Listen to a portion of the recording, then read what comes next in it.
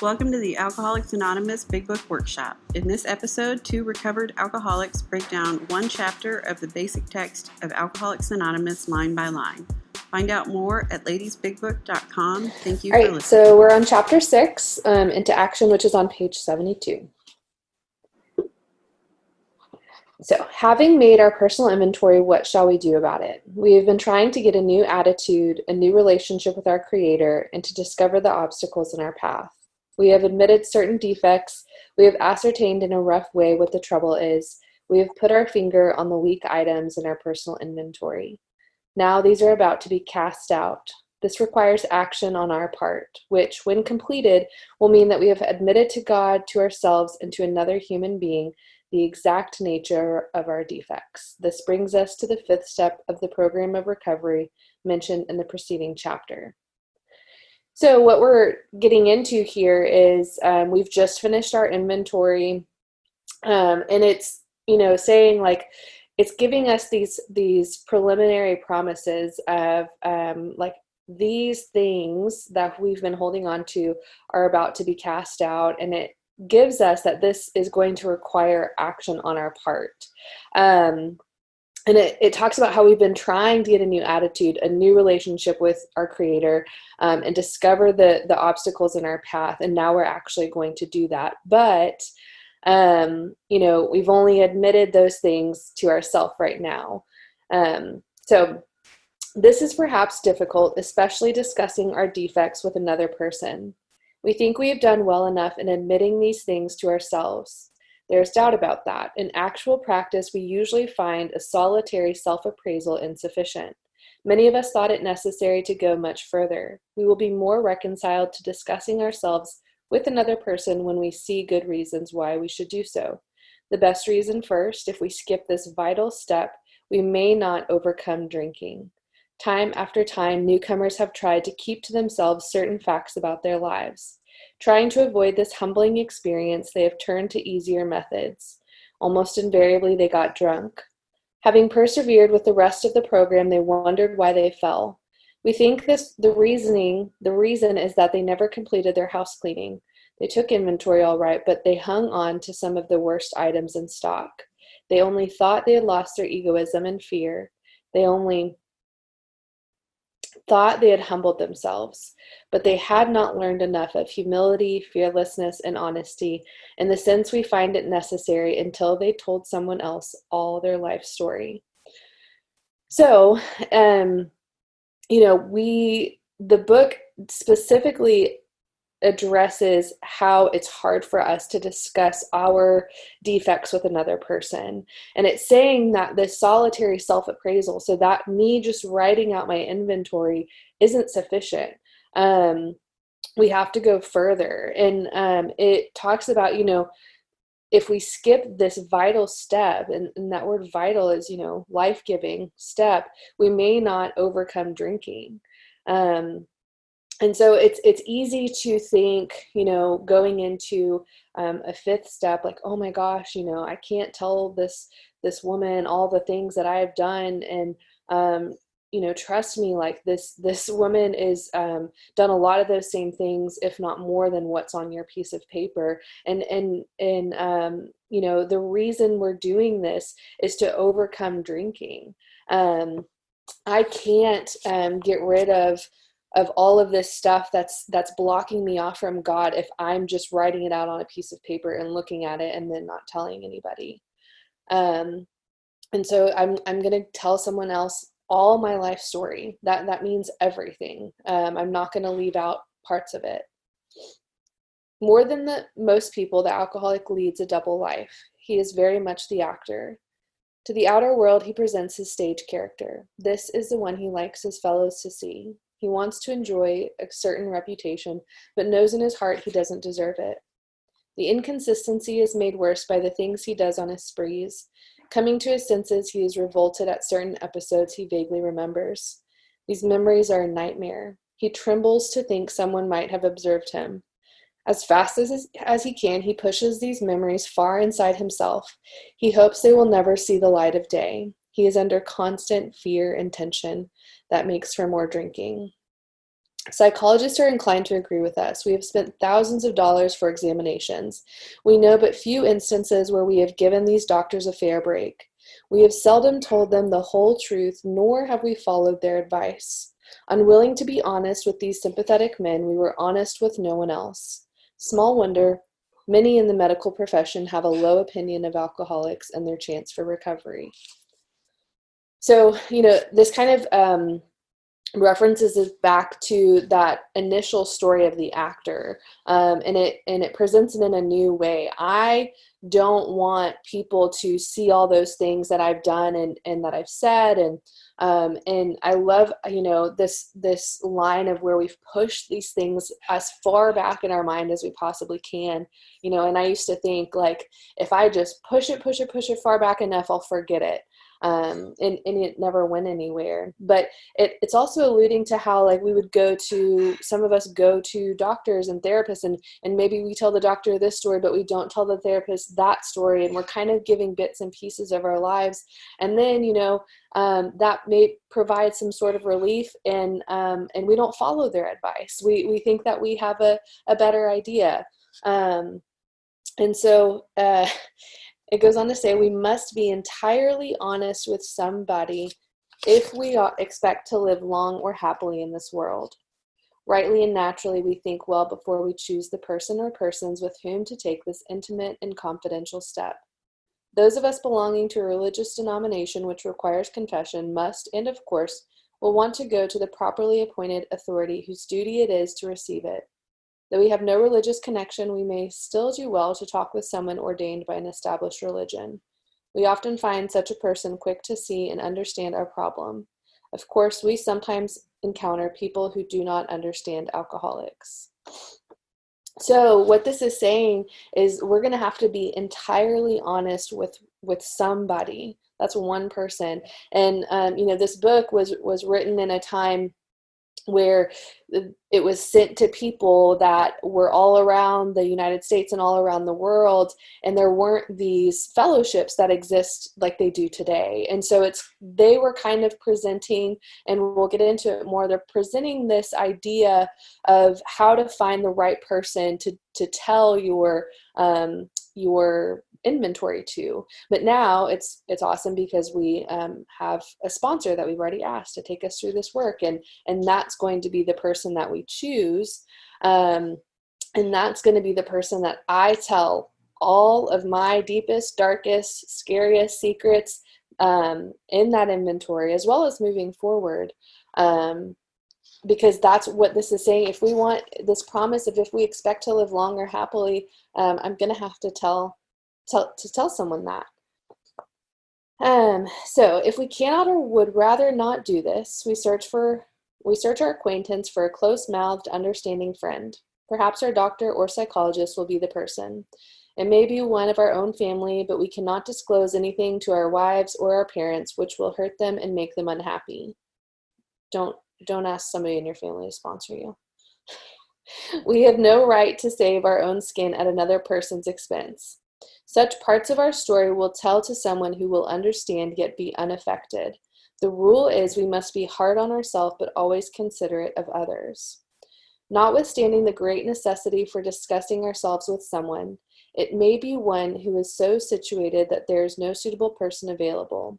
If that is so, the step may be postponed, only, however, if we hold ourselves in complete readiness to go through with it at the first opportunity. We say this because we are very anxious that we will talk to the right person.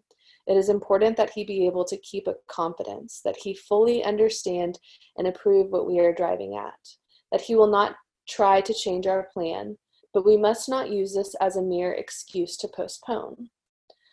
So again, just like what I was saying earlier, this is coming from a time when we didn't have sponsors available. And this is such a cool time that we're in now, even, is that we can connect with women from across the country and across the world and have this opportunity to literally sit down face to face in an instance like this over video chat to tell this person our story. And, there really is no excuse to postpone it. This book tells us that we are on a life and death errand. And trust me, I want to make that inventory, and I want to sit on it, and I want to think about it, and I want to be, afraid of and think of all the ways that, oh my gosh, what if she hears this and thinks this of me? But again, when we started this, it says that this requires action on our part. And I promise you, sitting on an inventory there's no action involved in that. And so we're gonna get to this so that we can start to see and be rid of these things that have been blocking us. When we decide who is to hear our story, we waste no time. We have a written inventory, and we are prepared for a long talk. We explain to our partner what we are about to do and why we have to do it. He should realize that we are engaged upon a life and death errand. Most people approached in this way will be glad to help. They will be honored by our confidence.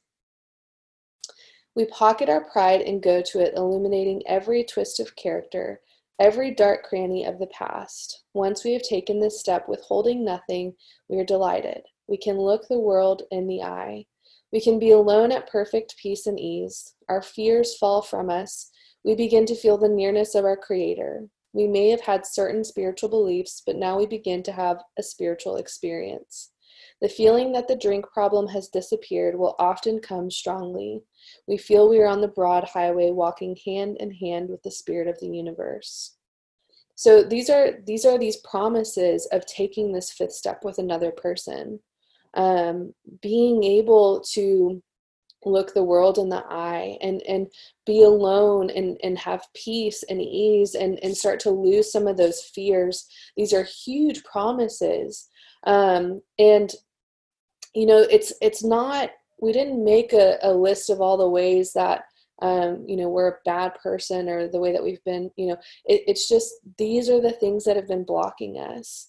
And again, this is so important to do with another person. And why we do this whole program with another person is because I can't do this on my own, because I love something that my sponsor always tells me when I'm going to interact with another person.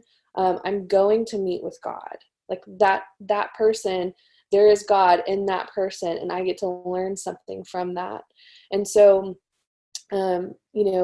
this is true for me. Every time that I answer the phone and I don't want to talk to somebody, or every time I'm like, oh, I got to do this fifth step, because, it's usually about an hour to 2 hours. And so it's a big time commitment. And, I'm grateful that I get to do it. But of course, if it's a Saturday morning and I'm like, oh man, I got to go do this.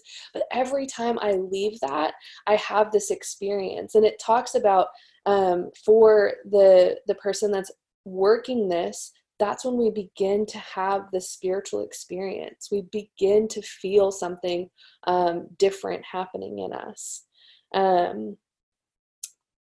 So after this, this is something that when I'm working with another woman, I read this paragraph, up to this paragraph, and I stop. And then once we're done with her inventory, we go to the next paragraph, and then I give her direction. So it says, returning home, we find a place where we can be quiet for an hour, carefully reviewing what we have done. We thank God from the bottom of our heart that we know him better. Taking this book down from our shelf, we turn to the page which contains the 12 steps. Carefully reading the first 5 proposals, we ask if we have omitted anything, for we are building an arch through which we shall walk a free man at last. Is our work solid so far? Are the stones properly in place? Have we skimmed on the cement put into the foundation? Have we tried to make mortar without sand? So what I'm doing here, so I've just, finished my fifth step with my sponsor, and she's told me to go home and read this page and the next page. And I'm going to sit, and I'm literally going to be quiet for 1 hour. No phone, no television, no mute, like literally in the few times that I've done this, it is probably the longest hour of my life. I try and take a bath, or but this is something that we don't really ever have the opportunity to do, especially now where there's social media and TV and music and all these things that we can do. But I'm sitting here to kind of just actually be with my Creator And I'm thanking God that I know him better now after that experience of sharing what I just shared with this woman. And then I'm going back and I'm literally flipping back to 63 and I'm reading those first 5 steps. And, I'm asking, like, have I omitted anything? Because if I have omitted something at this point, God is going to reveal that to me if it's important enough to take to my sponsor. There might be something that I haven't admitted that I forgot that might come up down the road. But the whole rule of thumb here is if it crops up, that's something that I need to take note of. And after my hour is over, call my sponsor, because that's the direction that she's given me, is to, once my hour is over, if anything is cropped up, I'm going to call her and say, hey, I remember that I didn't write this resentment down, and or I was scared to tell you that I cheated on so-and-so with whom, like, whatever it is. But if it crops up, that's a little indication from God to share that with that other person. But also at the same time, if you're like, oh my gosh, I can't think of anything that I'm leaving out, I must be leaving something out. It's fine. You're not. Like, it's simple. So it says, if we can answer to our satisfaction, then we look at step 6. And so this is at the end of my hour. I've read through the first 5 proposals. I've thought about it. I've prayed. And so, if I needed to, I called my sponsor. If I didn't, I'm here now.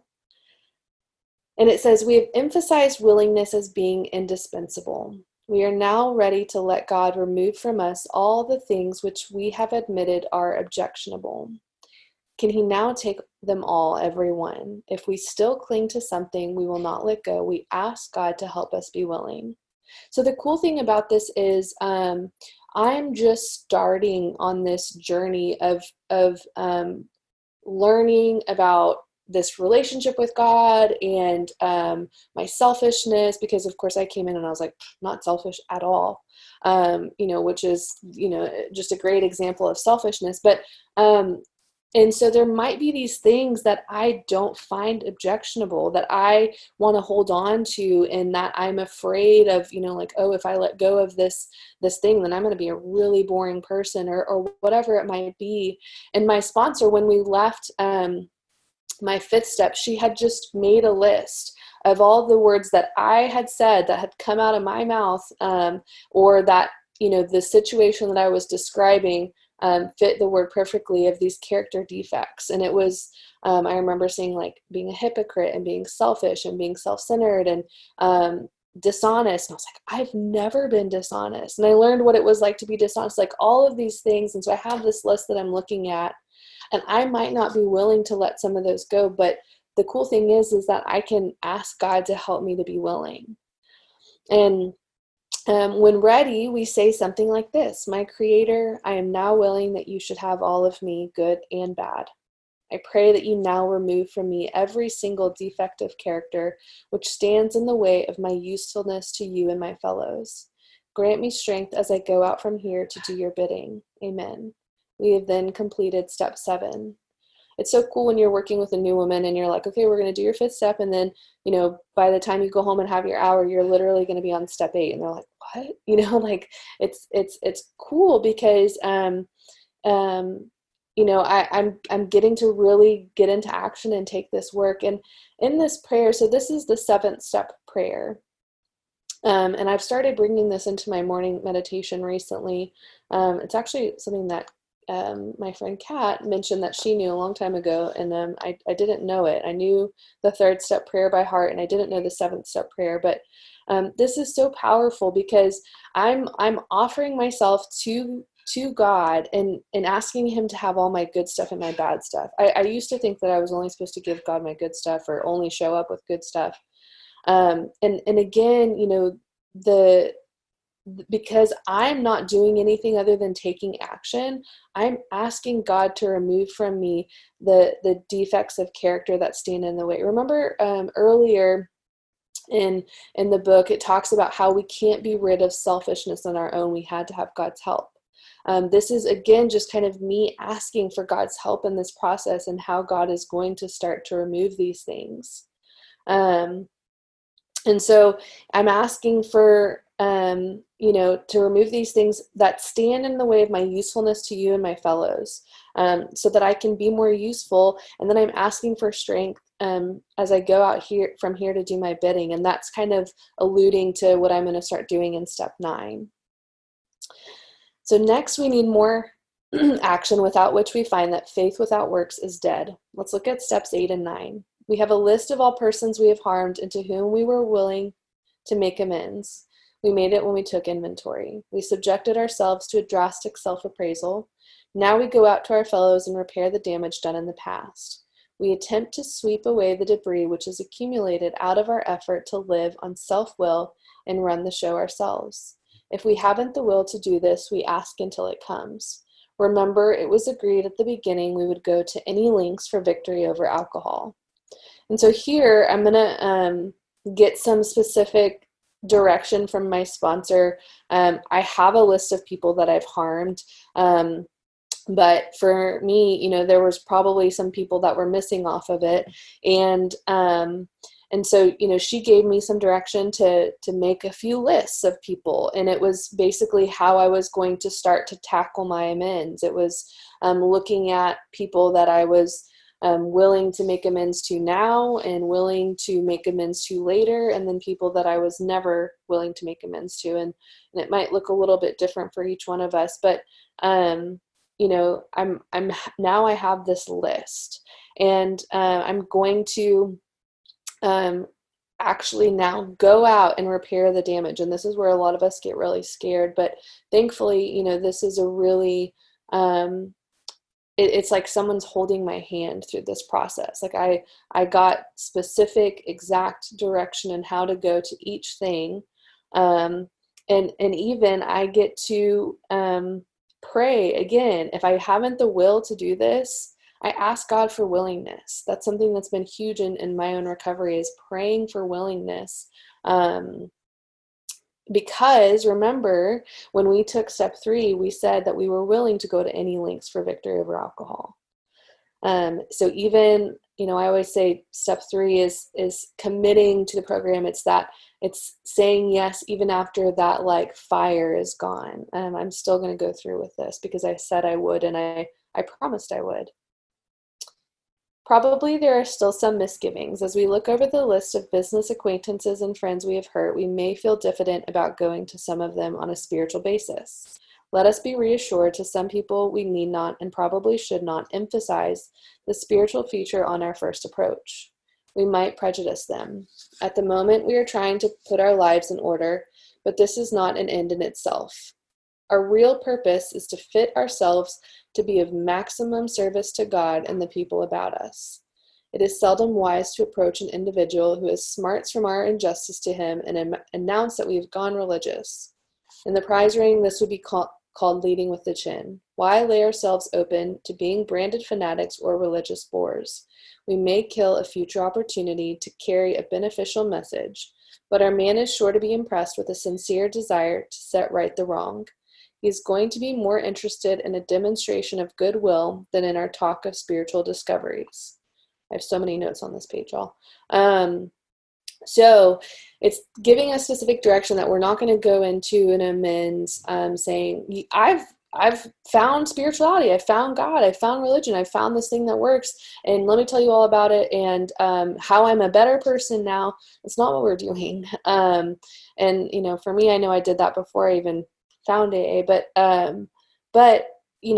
we're going to them because our real purpose is to fit ourselves to be of maximum service to God and the people around us.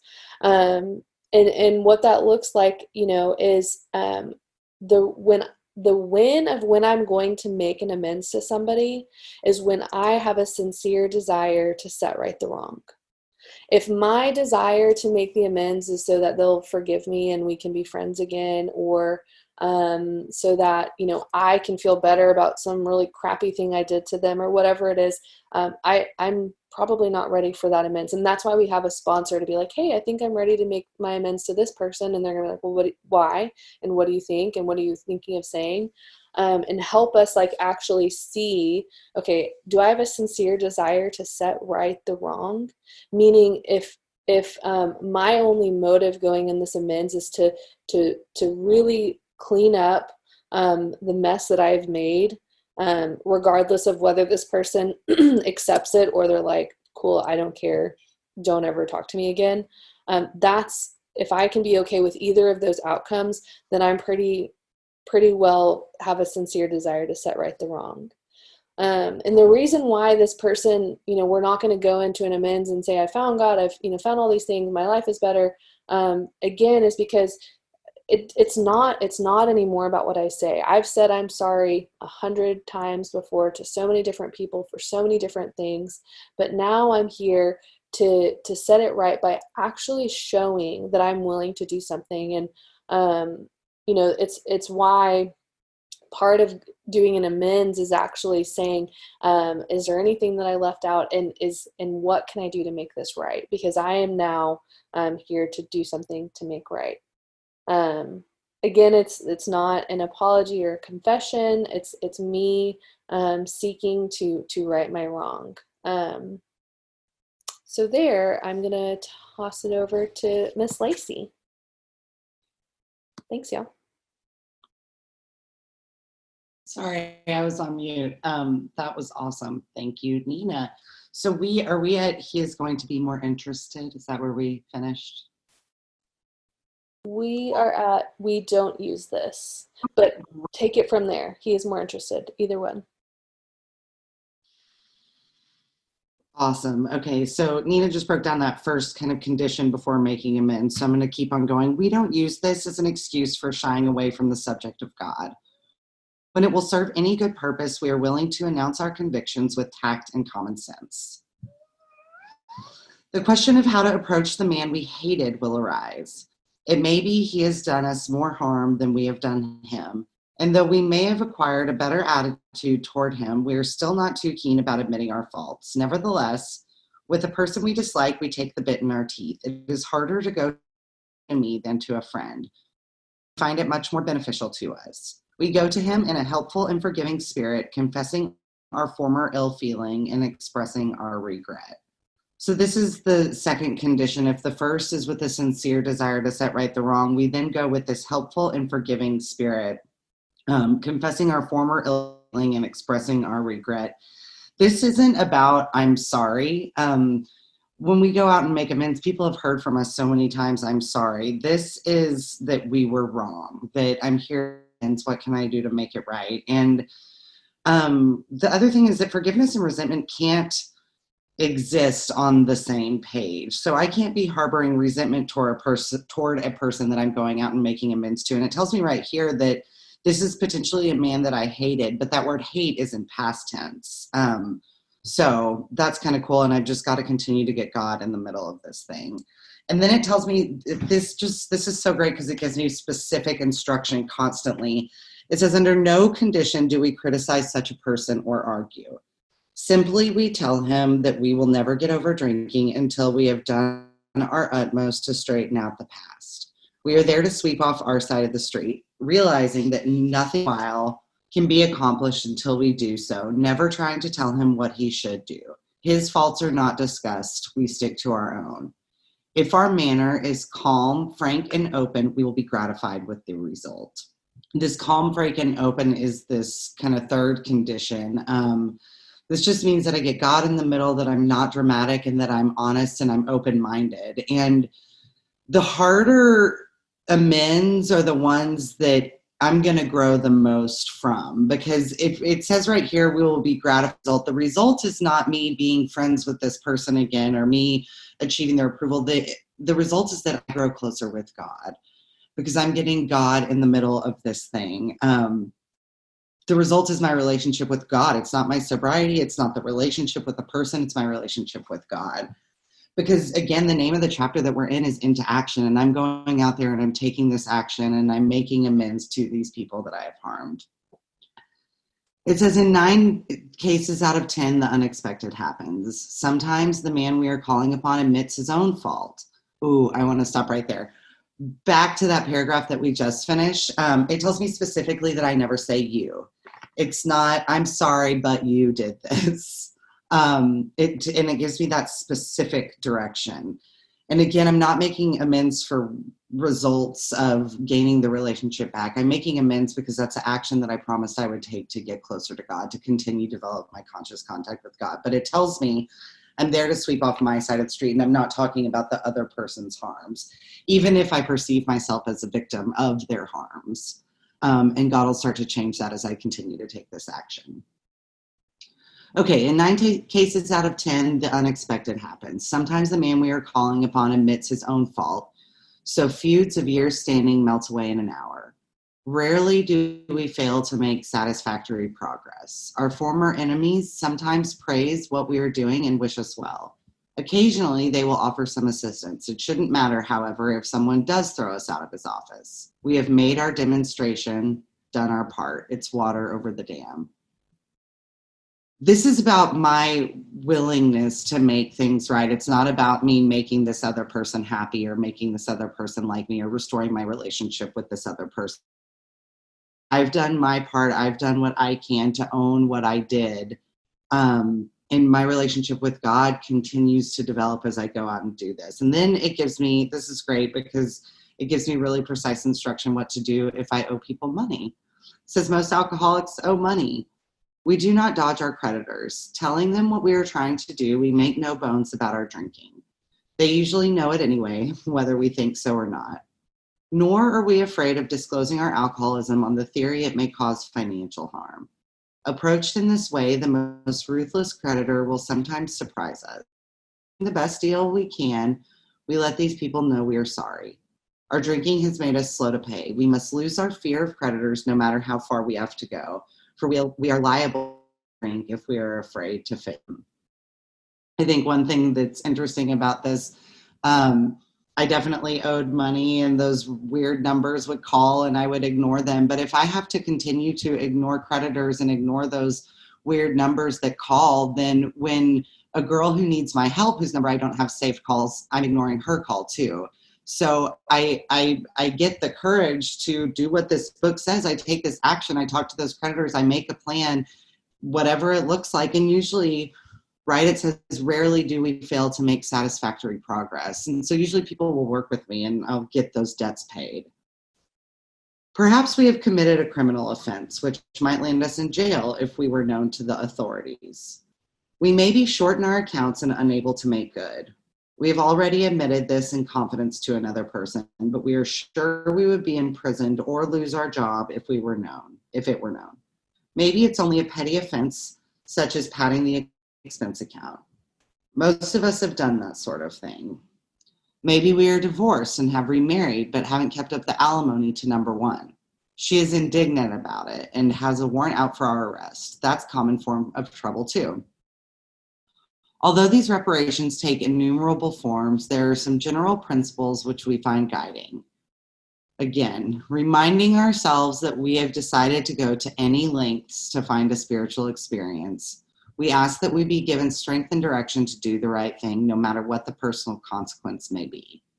We may lose our position or reputation or face. We are willing.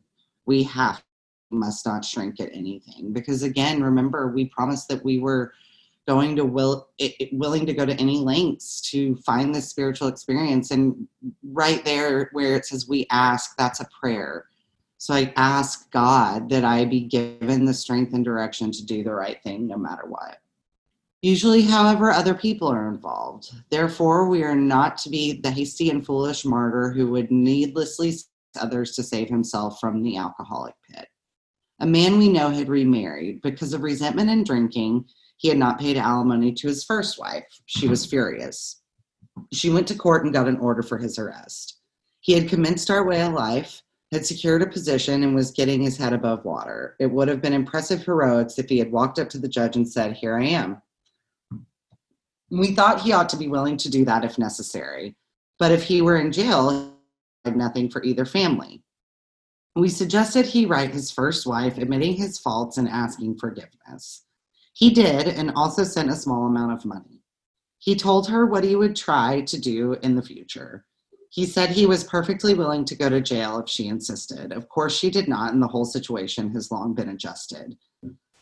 The we that they're talking about here are Bill in the first 100. And I just want to point out that especially in this amends process, sponsorship is key. We need an objectionable third party to help guide us through this process and to just follow this direction in the book. Before taking drastic action which might implicate other people, we secure their consent.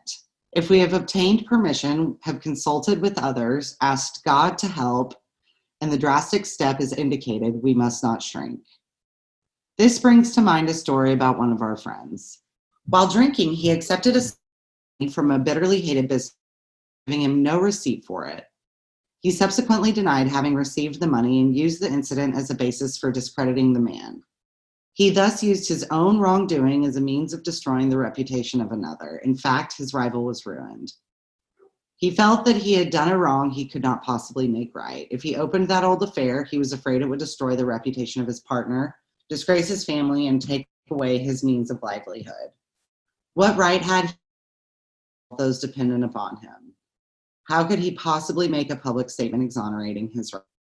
After consulting with his wife and partner, he came to the conclusion that it was better to take those risks than to stand before his Creator, guilty of such ruinous slander.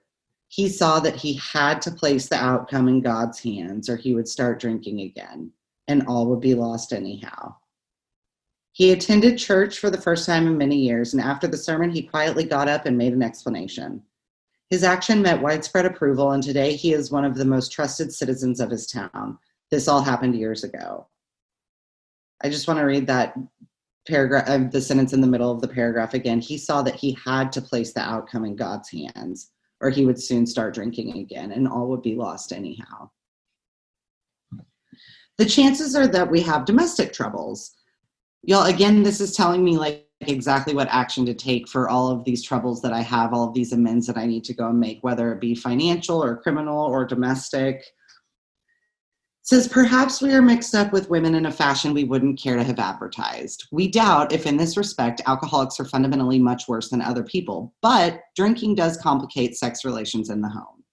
After a few years with an alcoholic, a wife gets worn out, resentful, and uncommunicative. How could she be anything else? The husband begins to feel lonely, sorry for himself.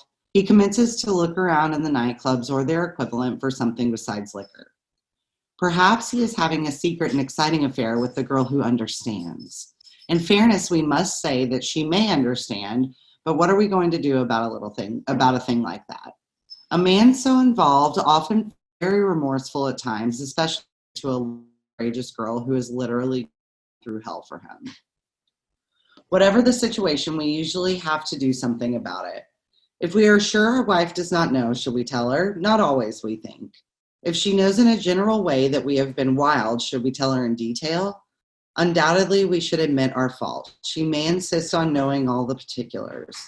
She will want to know who the woman is and where she is. We feel we ought to say to her that we have no right to involve another person. We are sorry for what we have done, and God willing, it shall not be repeated. More than that, we cannot do. We have no right to go further. Though there may be justifiable exceptions, and though we wish to lay down no rule of any sort, we have often found this the best course to take. Again, sponsorship is really, really key when I go out and make these amends. So I need to really get hooked up with sponsorship, and who will lead me back to these paragraphs right here and getting God in the middle of this thing. It says, our design for living is not a one-way street.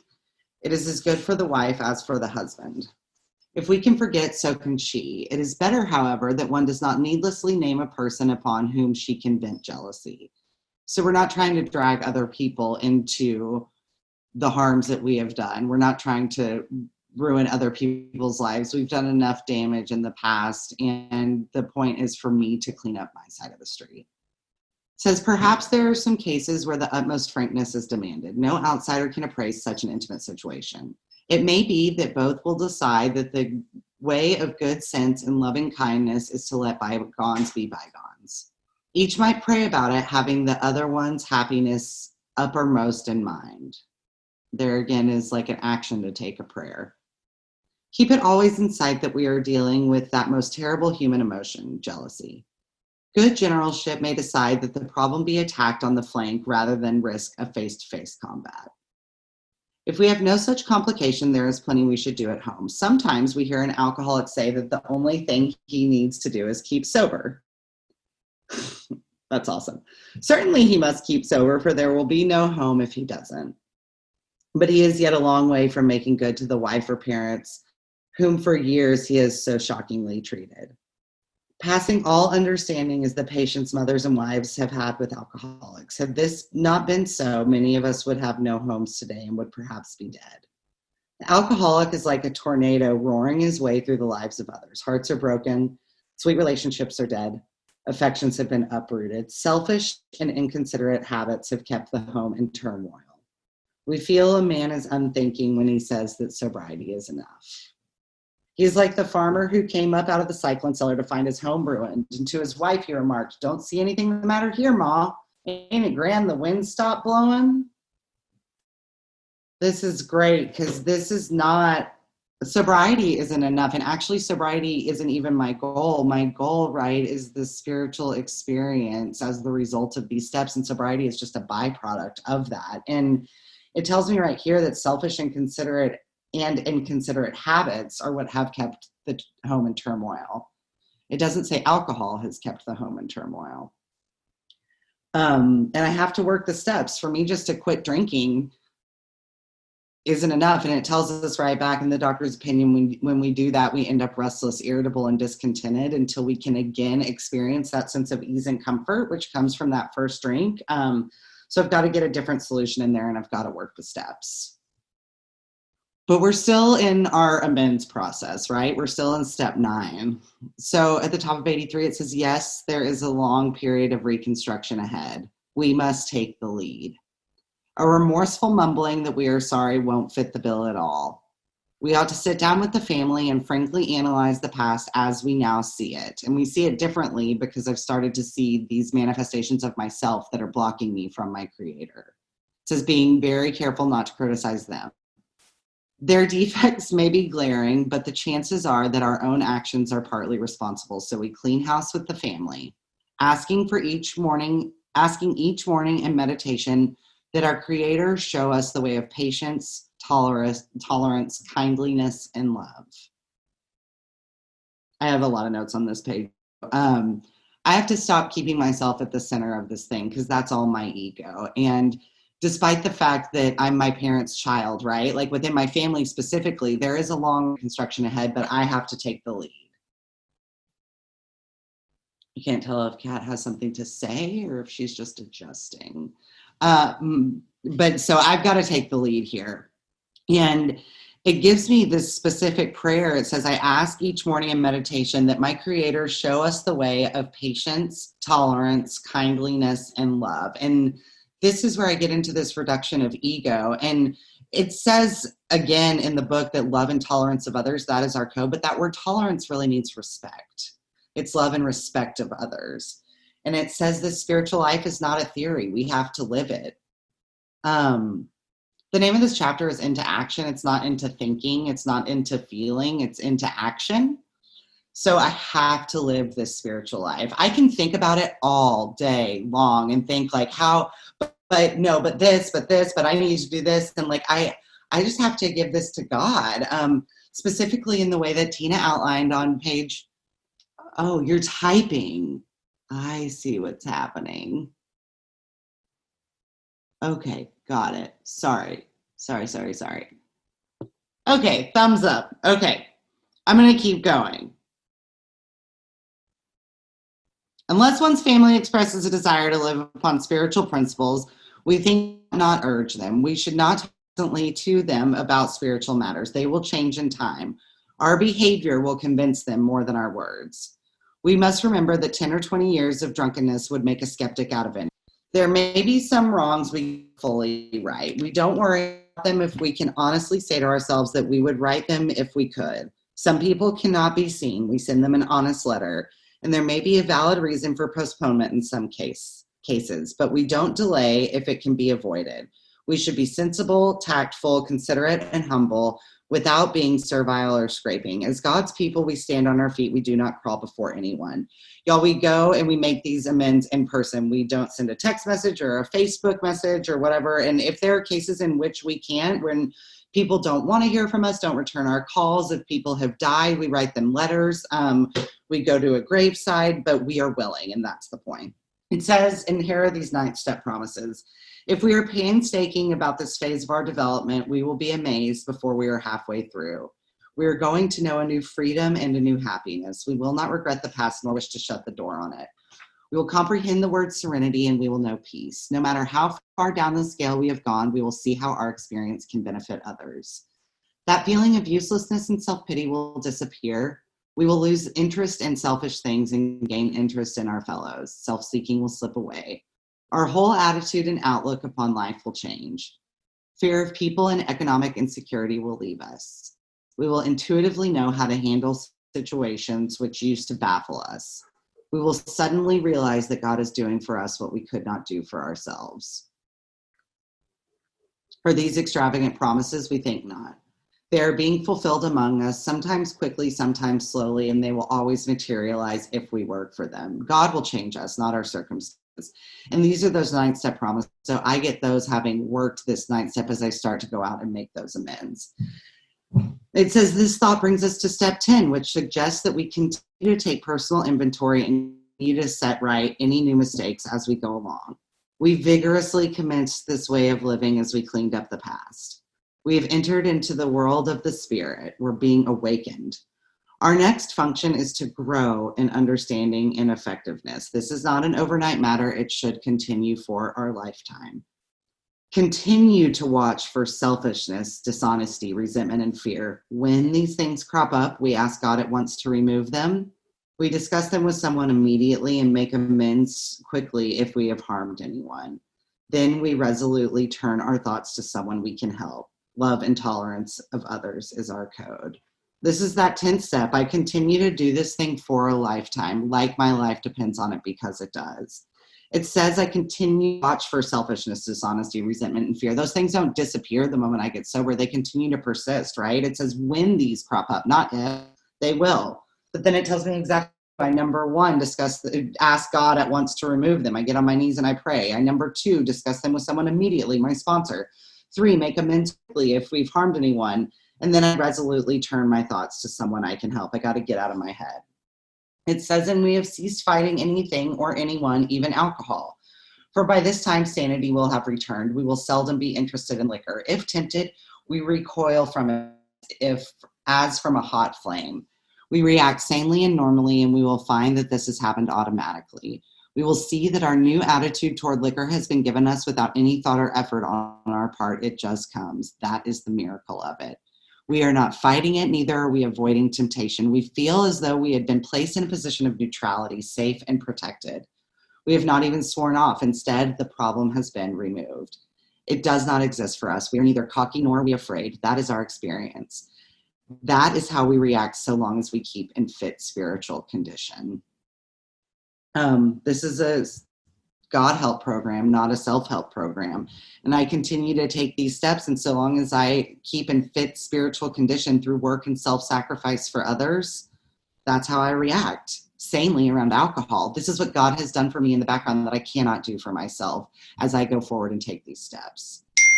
It says, easy to let up on the spirit of action and rest on our laurels. We're headed for trouble if we do, for alcohol is a subtle foe. We are not cured of alcoholism. What we really have is a reprieve contingent upon the maintenance of our spiritual condition.